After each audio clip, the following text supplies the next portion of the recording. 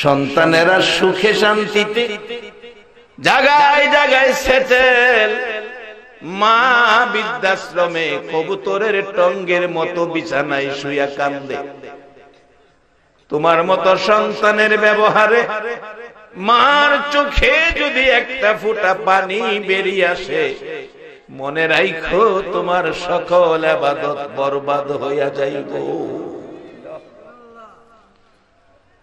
কত মা বৃদ্ধাশ্রমে গাজীপুরে যাইয়া দেখেন, কান্দে কান্দতে কান্দতে চোখের কিনার গা হয়ে গেছে। রে বাবারা, ভাইরা আমার, এই নবী রবিউল আউয়ালে দুনিয়ার জমিনে এসেছে। কিসের জন্য এসেছে এটা আমাদের বুঝতে হবে। কিসের জন্য নবী দুনিয়াতে আসছে এটা আমাদের বোঝা দরকার। যারা বুঝেছে তাদের জীবন ধন্য। বাস্তবে আসুন, মা খাদিজাতুল কুবরা রাদিয়াল্লাহু তাআলা আনহার জীবনী। ও মা, মেয়ে লোকেরা, মাগো মা, আজকে তুমি যেই ঘরে বউ হয়ে আসছো, কবে জানি এই ঘর থেকে সাদা কাফন পরে বেরিয়ে যা। তোমাদের মতোই মহিলা মা খাদিজাতুল কুবরা রাদিয়াল্লাহু তাআলা আনহার জীবনী। বাবারা, শুধু খাদিজা নয়, আমাদেরও সেই রাস্তা খুঁজে বের করে শান্তির পথে যাওয়া দরকার আছে। কেন? আমি অনেক সময় বলি, আজকে তুমি ছেলে, কালকে হবে বাবা, পরশু হবে দাদা, তরশু তোমার গায়ে লাগবে কাফন সাদা। এর বাইরে যাওয়ার কোনো ক্ষমতা নাই।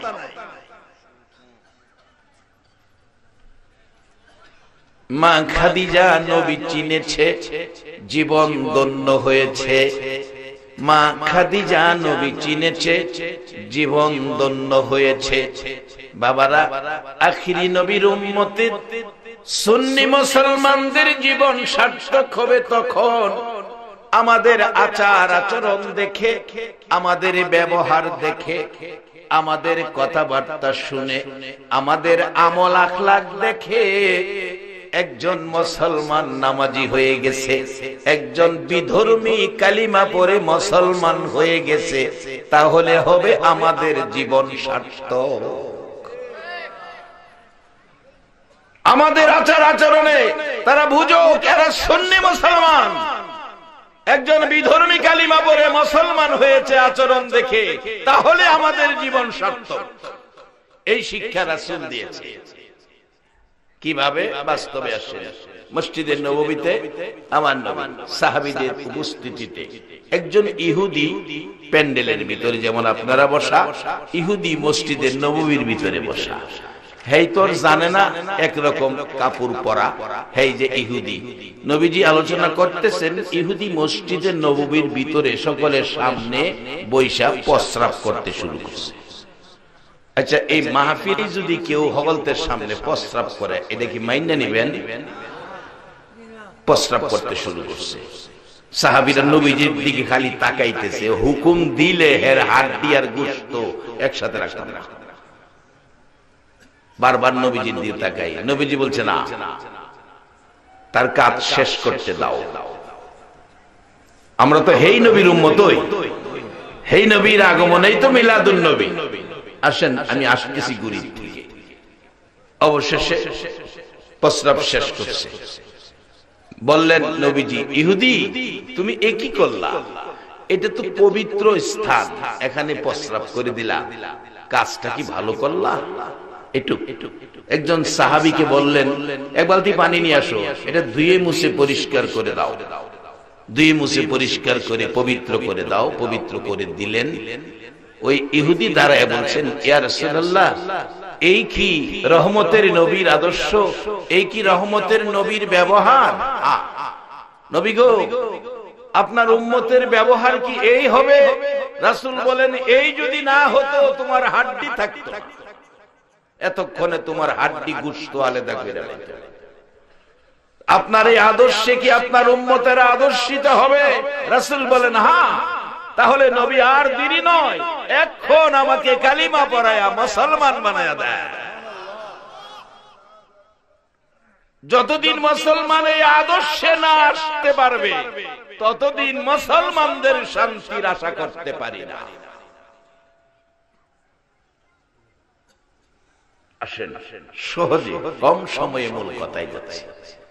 মা খাদিজাতুল কুবরা রাদিয়াল্লাহু তাআলা, এই নবী আমাদের নবী, যে নবীর শানে মিলাদ। মিলাদ বাড়াবাড়ির কিছু না, এই নিয়ে দর কষাকষি, মন কষাকষি, ধাক্কাধাক্কি, হিংসা বিদ্বেষ, দলাদলির কিছুই না, সকলেরই মানতে হবে মিলাদ। মিলাদ শব্দের অর্থ নবীর জন্ম বৃত্তান্ত। নবীর জন্ম বৃত্তান্ত আলোচনাটার নাম হলো মিলাদ। যেমন আমাদের দেশে একটা অনুষ্ঠান হয় বার্থডে, বার্থডে জন্মবার্ষিকী, বার্থডে বাংলায় কই আমরা জন্মবার্ষিকী, আর এটাই ওখানে ডিজিটাল ভাষায় কয় বার্থডে। বড় বড় লোকের ছেলে মেয়েদের বার্থডে অনুষ্ঠানে লক্ষ লক্ষ টাকা খরচ হয়। কেউ এক সেট কাপড় দিয়া খায়াইয়ে, কেউ ২,০০০ টাকা দিয়া খায়াইয়ে, কেউ আবার দেখবেন আপনার মেয়ে হইলে স্বর্ণের অলংকার দেয়, ছেলে হইলে পাঞ্জাবি দেয়, প্যান্ট শার্টের কাপড় দেয়, এরপরে ডিনার সিট দেয়, এরকম জিনিসপত্র দিয়া খায়ায়। এটার নাম হইল বার্থডে, বাংলায় হইল জন্মবার্ষিকী। নবীর জন্মের উপর আলোচনাটার নাম হলো মিলাদ। আচ্ছা, নবী যে দুনিয়াতে জন্মগ্রহণ করেছে, কথাটা কি সত্য না মিথ্যা? সবাই কিন্তু কয় না। তাইলে বোঝা গেল বিশ্বাস হইতেছে না। নবীজি দুনিয়াতে রবিউল আউয়ালে জন্মগ্রহণ করেছে, কথাটা কি সত্য না মিথ্যা? যেই মুহূর্তে, যেই সময়, যেই রাত্রে নবী দুনিয়াতে আগমন করেছে, এই সময় যেই কিছু ঘটনা ঘটছে, এই ঘটনা আলোচনার নাম হলো মিলাদ। এখন আসুন, এই মিলাদের বরকত কত আসতেছি সামনে। চিনবেন নবীকে, সবকিছু পাইবেন। নবী না চিনে মন গড়া কিছু করে আল্লাহর কাছ থেকে কিছু নিতে পারবেন না। চিনছে মা খাদিজাতুল কুবরা। আগে মহিলাদের পক্ষে গেলাম। নবীজির বয়স যখন 25, মা খাদিজা ধনাঢ্য ব্যক্তি ছিলেন, ধনী মানুষ ছিলেন। উনি প্রস্তাব করলেন ওনার ব্যবসায়ী মালামাল দেখাশোনা করার জন্য একজন ভালো লোক, ম্যানেজার দরকার। প্রস্তাব পেয়ে নবীজির চাচা, মা নাই বাবা নাই, চাচা আবু তালিব নিয়ে গেলেন খাদিজার ঘরের সামনে। খাদিজা বাড়িতে আছেন? আমার বাতিজাটা দেখেন পছন্দ হয় কিনা। মা খাদিজা ঘর থেকে বেরিয়ে এসে দেখে দরজার সামনে যেন সকাল বেলার উদিত সূর্যটা যেন দাঁড়ায় আছে। কত সুন্দর নবী! মা খাদিজার ঘরের সামনে যেই নবীকে একবার যদি স্বপ্ন যুগে, ইমানি হায়াতে, ইমানি সুরতে, স্বপ্নেও যদি কেউ একবার আমার নবীকে দেখে, জাহান্নামের আগুন হারাম হইয়া যায়। আজকে 1400 বছর পর এই যুব সমাজ, এই এলাকাবাসীর আয়োজিত মাহফিলে যারা এসেছেন, বসেছেন, এখন তো নবী আগের মতো দুনিয়ায় চলাফেরা করবে, আসবে, বসবে, এরকম নয়। রওজা মুবারকে শুইয়াছেন। একটা রাত্রে ঘুমের ঘরে নবীজির সাথে যেন দেখা হয়। একটা রাত্রে সুন্দর নবীকে দেখার আকাঙ্ক্ষা স্বপ্ন যুগে আপনাদের আছে কিনা? একটু আমার আল্লাহকে হাতটা উঁচু করে দেখান, কার কার সে আশা আছে? মাশাআল্লাহ, মারহাবা, সবাই বলুন আল্লাহু আকবার। আল্লাহ, যারা তোমার নবীকে স্বপ্নে দেখার জন্য হাত উঁচু করেছে, তুমি প্রত্যেকের হাত দেখেছো। আজকে এই এলাকায় অনেক মানুষ আছে নবী দেখার আশায় হাত উঁচু করার সুযোগ পায় নাই, ঘরে ঘুমিয়ে আছে। আজকের এই মানুষগুলোকে জীবনে একটা রাত্রে আমার নবীর ঘুমের ঘরে স্বপ্নে দেখাইয়া দিও। মা আয়েশা বলেন, পৃথিবীর মানুষেরা রে, আমার নবী কত সুন্দর। আমি আয়েশা সিদ্দিকা বর্ণনা দিচ্ছি, মা খাদিজার কথা রাখলাম। আম্মা জান আয়েশা বলেন, আমি ঘরের ভিতরে কম্বল ছিলাবো, হাতের সুই পড়ে গেছে, রাত্র বাতি নিভে গেছে, অন্ধকার, সুই খুঁজে পাবো না, অপেক্ষায় আছে নবী ঘরে আসবে। এশারের নামাজের পর নবী ঘরে আসছে। মা আয়েশা বলেন, আল্লাহর কসম রে, এই ঘর যেন পুরা চন্দ্র আমার ঘরে এসেছে, ঘর আলোকিত হয়ে গেছে, আমি সুই পেয়ে গেছি। শুধু এই নয়, মা আয়েশা সিদ্দিকা বলেন, শুনেছি ইউসুফ আলাইহিস সালাম বড় সুন্দর, ইউসুফ আলাইহিস সালাম বড় সুন্দর। জুলাইখা ইউসুফের প্রেমে পাগল ছিল, বান্ধবীরা মস্কারি করত, জুলাইখারে একজন মানুষের জন্য এত পাগল হয়ে গেলি, এমন কি সেই মানুষটা। জুলাইখা বান্ধবীদেরকে বোঝানোর জন্য মিশরের সুন্দরী যুবতী মহিলাদের ডাকছে। আয়েশা হাজির হলেন, দুই পাশে দাঁড় করাইলেন জেলখানার গেটে, হাতে চাকু আর লেবু দিলেন।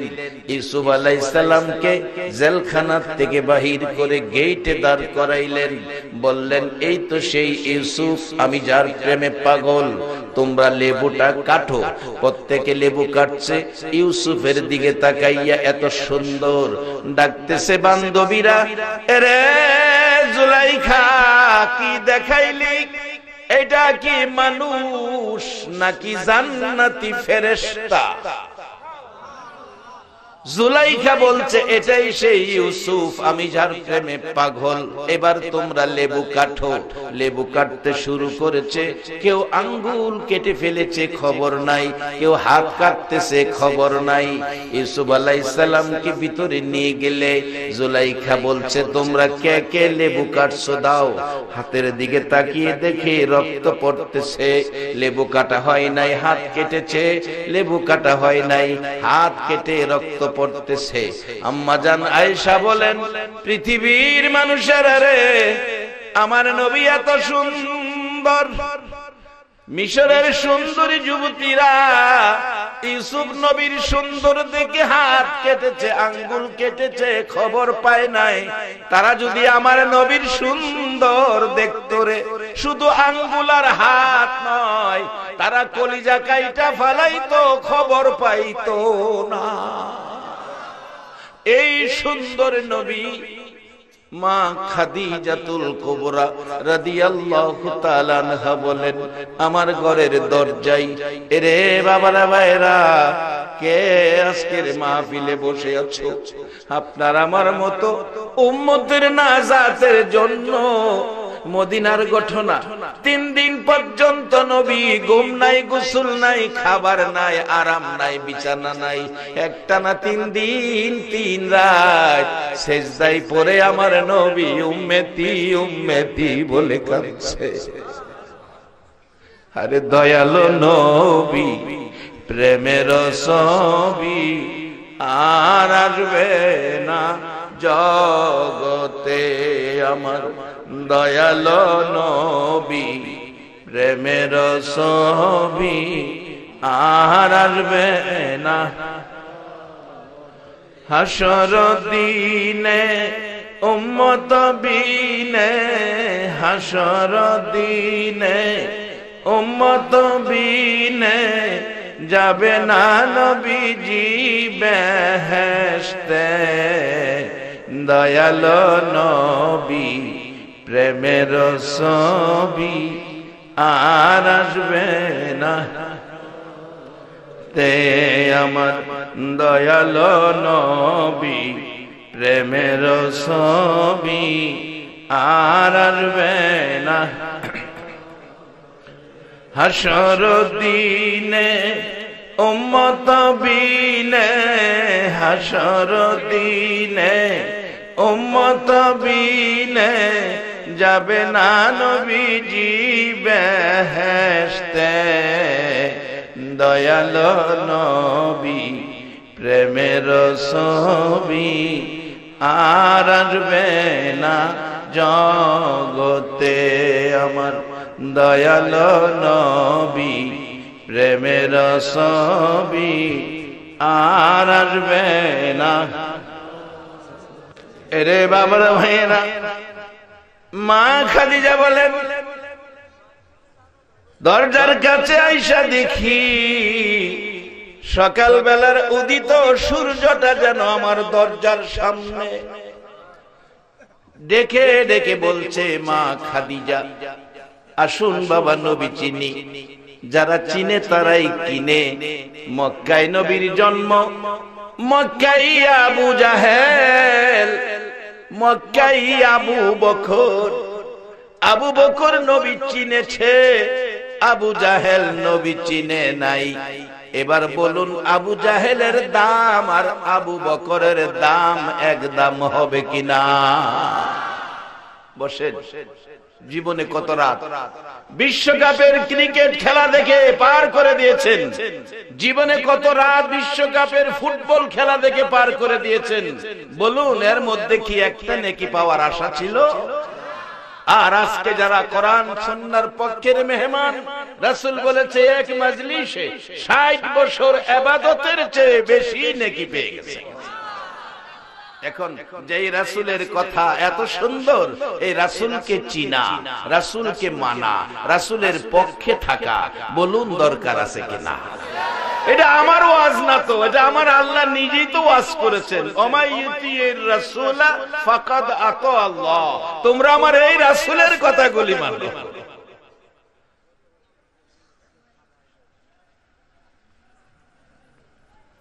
মা খাদিজাতুল কুবরা ডাকতেছে নবীজির চাচা আবু তালিব। আবু তালিব, তোমার ভাতিজা? হ্যাঁ, তোমার ভাতিজাকে আমার খুব পছন্দ হয়েছে, আমি তোমার ভাতিজাকে চাকরি দেব। তোমার ভাতিজার লেখাপড়া কি? ব্যবসার ম্যানেজার, লেখাপড়া প্রয়োজন। আবু তালিব চোখের পানি ছেড়ে দিছে, রে খাদিজা, আমার ভাতিজাকে কে লেখাপড়া করাবে? দুনিয়ায় ভূমিষ্ঠ হয়ে একটা বার বাবা দেখলো না। 6 বছর বয়স হলো, মা হারাইয়া আমার ভাতিজা কান্দে। আমি দেখেছি মক্কার ছেলেরা 6 বছর বয়সে মক্কার জমিনে যখন কাঁদতো, মা টাইনা কোলে নিয়ে আঁচল দিয়ে চোখের পানিগুলো মুছতো, 2 গালে চুমাইতো। আমার ভাতিজা 6 বছর বয়সে মা হারা হইয়া মাঝে মাঝে মায়ের ব্যথা, বাবার ব্যথায় যখন কাঁদতো, রে খাদিজা, আমি দেখেছি ভাতিজার চোখের পানি গাল বেয়ে বেয়ে পড়ছে। চোখের পানি মুছার মতো কেউ ছিল না। আজকে আমরা সেই নবীর মহব্বত আর ভালোবাসায় বলুন কিছু সময় বসতে রাজি আছি কিনা? এই রবিউল আউয়ালে নবী দুনিয়ার জমিনে আগমন করেছে, আমাদের জন্য কত বরকত নিয়ে আইছে। আসুন সামনে বাড়ি, যারা চিনেছে তারাই সে বরকতের বাজেট পেয়েছে। মাগো মে লোকেরা কান পাতিয়া শোনো, মা খাদিজাতুল কুবরা রাদিয়াল্লাহু তাআলা আনহার জীবনী। মা খাদিজা বলছে, তোমার ভাতিজা লেখাপড়া কি? লেখাপড়া কি? আবু তালিব জবাব দিচ্ছে, কে লেখাপড়া করাবে? আমার ভাতিজার মা নাই, বাবা নাই। আমার জানা মতো স্কুল কলেজ মাদ্রাসায় আমার ভাতিজাকে যাইতে দেখি নাই। এতে বোঝা যায় নবী লেখাপড়া জানে না। বলুন আপনাদের ধারণা কি আমার নবী লেখাপড়া জানে কিনা?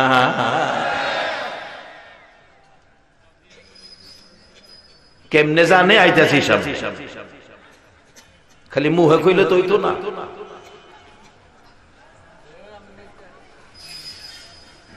ঠিক আছে, লেখাপড়া যদি নাও জানে ছাড়তাম না, চাকরি একটা দেন, লেখাপড়া লাগে না, সে চাকরিটা কি রাখাল, লেখাপড়া লাগে না। আবু তালিব কয়, খাদিজা আমার ভাতিজা এই রোদ্রের মরুভূমির রোদ্রে রাখালি করব, বাবা নাই মা নাই, আমি চাচা হইয়া এই কষ্টের চাকরিটা আমি দিতে পারি না। আগেকার দিনের চাচারাও ভাতিজারে ছেলের মতোই আদর করছে, এটাও নবীর শিক্ষা।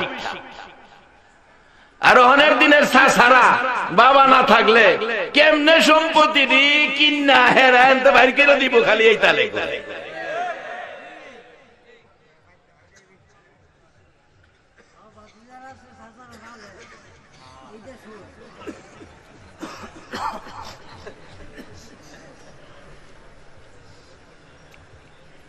এগুলি আমাদের বুঝার অভাব, বুঝতে হবে। আমরা আখিরি নবীর উম্মত, এই নবীর আদর্শ কি এটা বুঝতে হবে, তাহলে মিলাদুন নবীর বরকত পাইবেন।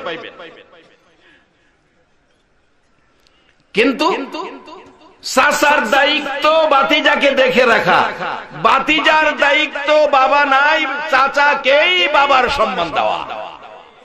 রাসূল বলেছে বাবা নাই চাচাকে যদি বাবার সম্মান দেয়, বাবার খেদমত দেয়, বাবার খেদমতের নেকি চাচার খেদমতের বিনিময় আল্লাহ তার আমলনামায় দান করে দিবেন।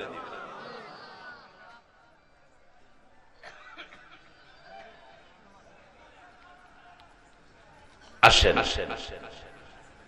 কম সময়ে মূল কথাগুলো বলছি। খাদিজা বলছে তোমার ভাতিজাকে রাখালের চাকরি দিব, লেখাপড়া লাগবে না। খাদিজা চাকরির সিদ্ধান্ত নিলেন। আবু তালিব কয় না, আমি দেব না। আমার ভাতিজা রোদ্রের মধ্যে এই সুন্দর চেহারা পুরে ছাই হয়ে যাবে, কালি হয়ে যাবে, আমি দেব না। নবীজি ডাকে, চাচা চাচা আপনি অনুমতি দিলে আমি চাকরিটা করতে পারবো। চাচার অনুমতি নিল, চাচা অনুমতি দিলে আমি চাকরিটা করতে পারবো, চাচার অনুমতি নাই। আর অহন যেই যুগে পড়ছি ডিজিটাল যুগ, বাপের ওই মানে না, চাচার আবার কি জিগাই।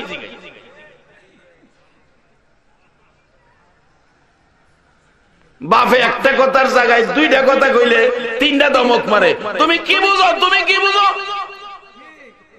বাপের বাপে বলে কি বুঝে, 2 দিনের হুলা হ্যাঁ হইছে, বাপে বুঝে না, হ্যাঁ বুঝে।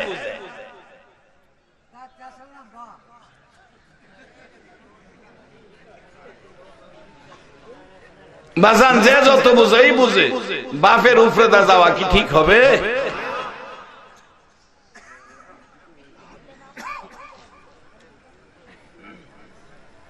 যার বাস্তব বাপ মা কি জিনিস বোঝানোর জন্য নবীর আদর্শ। আবু বকর সিদ্দিক রাদিয়াল্লাহু তাআলা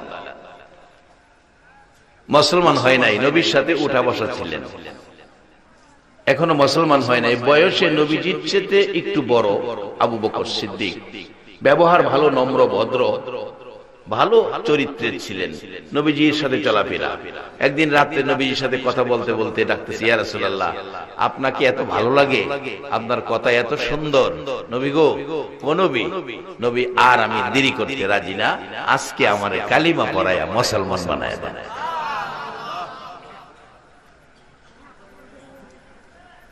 বাজান এই নবী তো আমরা দুনিয়াত কিছু দিয়ে গেছে,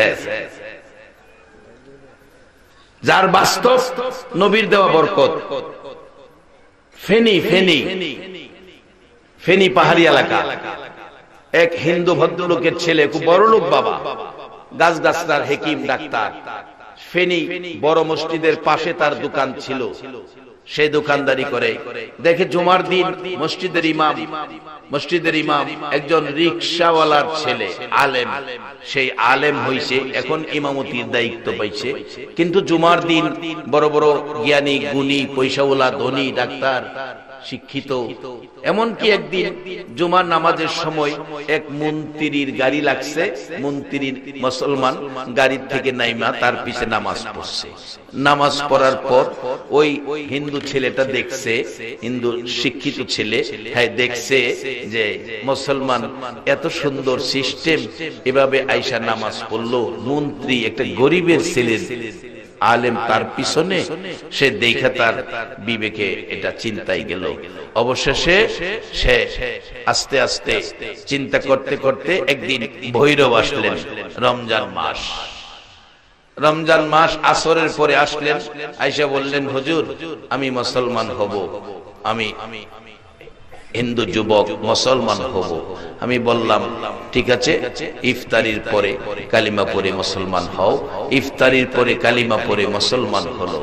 ইফতার শেষ, মানুষ তাকে নিয়ে গেল দোকানে দোকানে, পরিচয় করালো, অনেকে অনেক কিছু খাওয়ালো, এশারের নামাজ পড়লো। তারাবির পরে গণ্যমান্য ব্যক্তিরা বসলো, কেন তুমি মুসলমান হইলা? তুমি তো একটা শিক্ষিত ছেলে, তুমি জ্ঞানী ছেলে, কেন মুসলমান হইলা?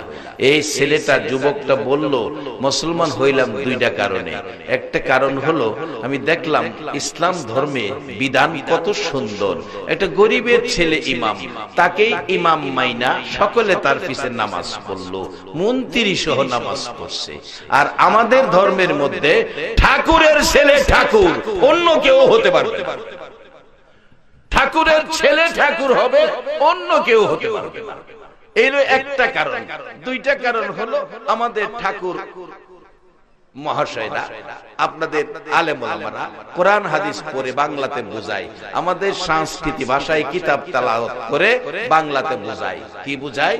বাংলাতে অনেক কিছু বুঝাইয়া শেষ কথাটা কয়, তোমরা শোনো, তোমরা শোনো, তোমরা শোনো, মুহাম্মদকে মান্য করিও যদি স্বর্গে যেতে চাও। মুহাম্মদকে মান্য করিও যদি স্বর্গে যেতে চাও। হুজুর মুহাম্মদকে মাইনাই যদি আমার বেহেশতে যাইতে হয়, তাহলে আর সেই ধর্ম নয়, আমি মুহাম্মদের ধর্মে এসে গেলাম। পড়িয়ে দেন লা ইলাহা ইল্লাল্লাহু মুহাম্মাদুর রাসূলুল্লাহ সাল্লাল্লাহু আলাইহি ওয়াসাল্লাম। আমরা সেই ধর্মের ব্যক্তিত্ব, এই আদর্শ দিয়ে গেলেন নবী। বাবারা ভাইয়েরা, মা খাদিজাতুল কুবরা রাদিয়াল্লাহু তাআলা আনহার জীবনী। মা খাদিজা নবীকে দেখে, নবীর আচার আচরণ দেখে, সুন্দর কথাগুলো শুনে মা খাদিজা পাগল হয়ে গেলেন। এই লোকটাকে ছাড়বো না। দায়িত্ব দিলেন রাখাল, রাখালের দায়িত্ব পাইলেন। চাচা অনুমতি দিলেন, দায়িত্ব নিলেন। সকালবেলা বলছে, খাদিজা তোমার কতটা ছাগল, কতটা বকরি, কতটা বেড়া, দুম্বা, উট আছে, সবগুলো আমারে লেখা দাও। চাকরি শেষে তোমারে গয়না বুঝাইয়া দিমু। বলুন আমার নবীর পক্ষে সবগুলো ঠিক রাইখা বুঝাইয়া দেওয়া সম্ভব আছে কিনা? সম্ভব, অবশ্যই আছে। এই নবী বরকতের নবী, আদর্শের নবী, শান্তির নবী, শৃঙ্খলার নবী, ভালোবাসার নবী।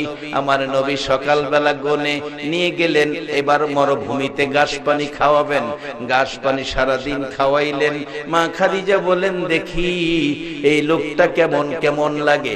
ছাদের উপরে উঠে বসে বসে দেখতেছে আমার নবী একেবারে কাত হয়ে ঘুমিয়ে আছে।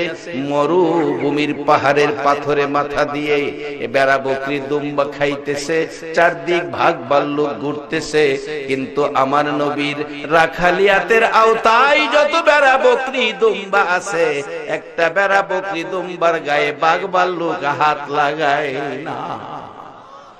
রে বাবারা ভাইরা, এই নবীর উম্মত যারা হবে, এই নবী যারা মানবে, এই নবী যারা চিনবে, আল্লাহর আযাব গজবের ফেরেশতারা এই নবীর উম্মতের গায়ে হাত লাগাইতে সাহস পাবে না।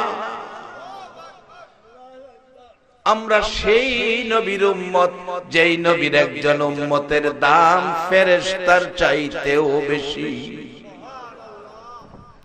বাবারা, যার বাস্তব আমার নবীর কাছে ফেরেশতাদের উপস্থিতির অবস্থান, ফেরেশতা জিবরাইল, ফেরেশতা মিকাইল, ইসরাফিল, আজরাইল, জিবরাইল যায়া বলছে, ইয়া রাসূলুল্লাহ, আমি আপনার উম্মতের জন্য একটা সুন্দর খবর দিব। কি খবর? হুজুর, আপনার উম্মত যারা এশারের নামাজের পর আপনি নবীর উপর 10 বার দুরূদ শরীফ পড়বে, আমি জিবরাইল হাতে ধরে ফুলসিরাতের ফুল পার করে নিব। নবী খুশি হলেন। মিকাইল বলছে, হুজুর, আমি একটা খবর শোনাবো। কি খবর? আপনার উম্মত যারা আপনার উপর এশারের নামাজের পর 10 বার দুরূদ শরীফ পড়বে, আমি মিকাইল 1 গ্লাস পানি পান করাবো।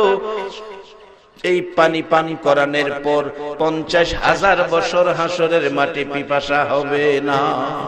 নবী খুশি হলেন। ইসরাফিল আয়েশা বলেন, হুজুর, আমি একটা কথা বলবো। কি? আপনার যে উম্মত আপনার উপর 10 বার দুরূদ শরীফ পড়ব, আমি সেজদায় পড়ে যাব। যতক্ষণ আপনার উম্মতের আল্লাহ মাফ না দিবে, আমি সেজদা থেকে মাথা উঠাইব না। আমার নবী খুশি। এবার আসলেন আজরাইল, যার কথা শুনলে ভয় পাই।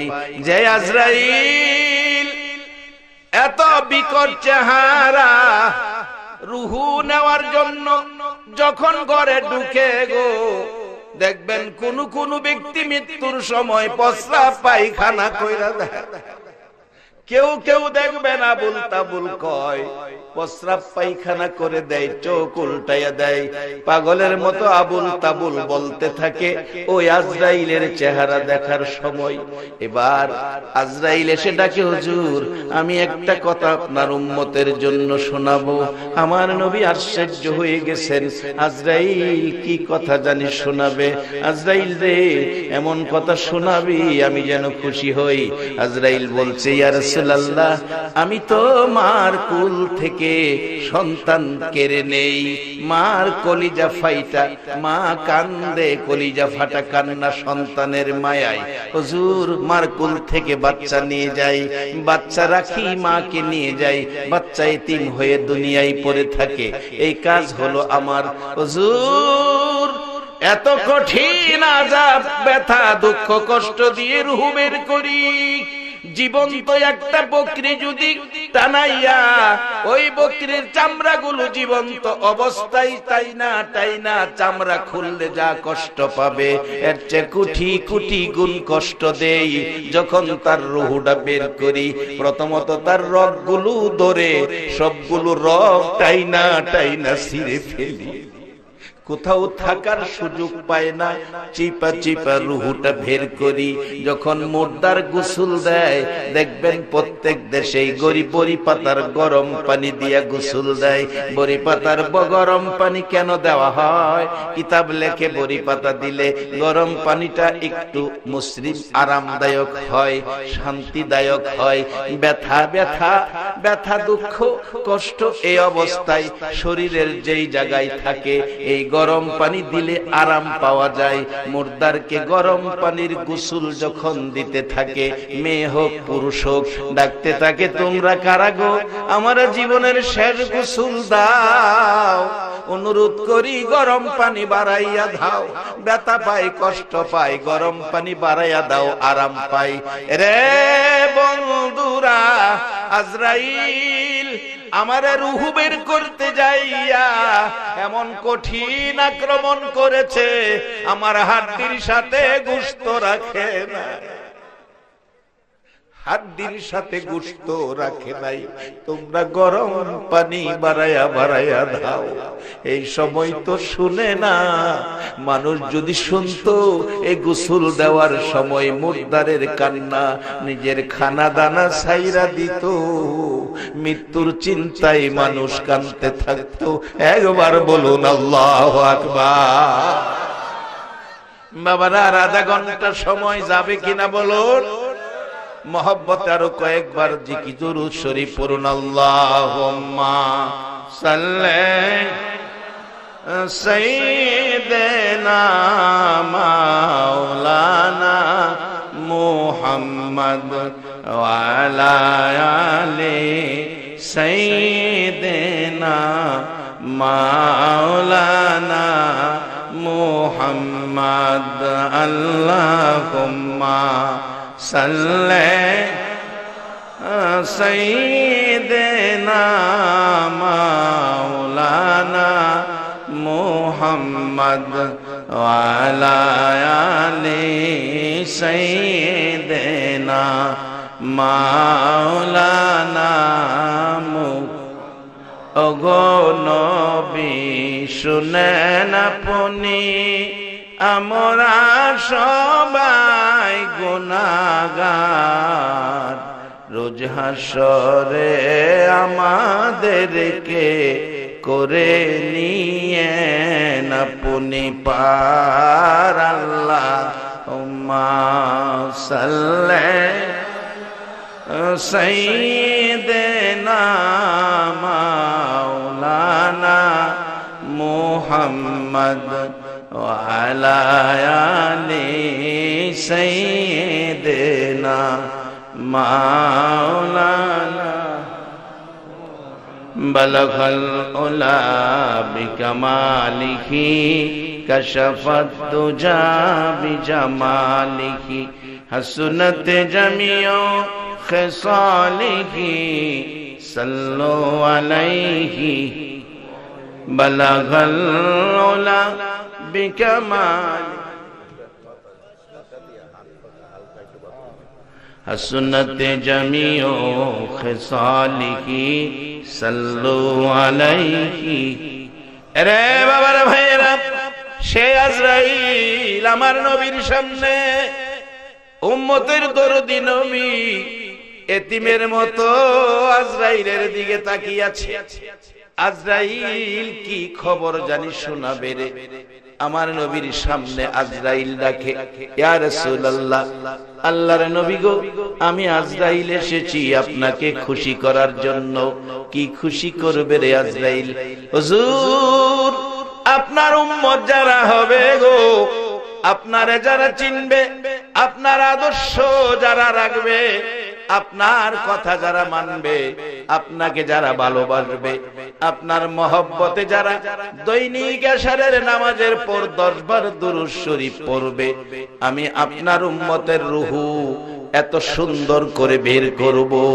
হুজুর, আপনার উম্মতে খবর পাবে না, বুঝানোর জন্য একটা এক্সাম্পল সুন্দর করে দিয়েছে। হুজুর, এই একটা কাগজের মতো জিনিস হাতের উপর রাখলেন। নবী গো, এই কাগজের টুকরাটা হাতে রাখলে হাতে কোনো ব্যথা কষ্ট হবে?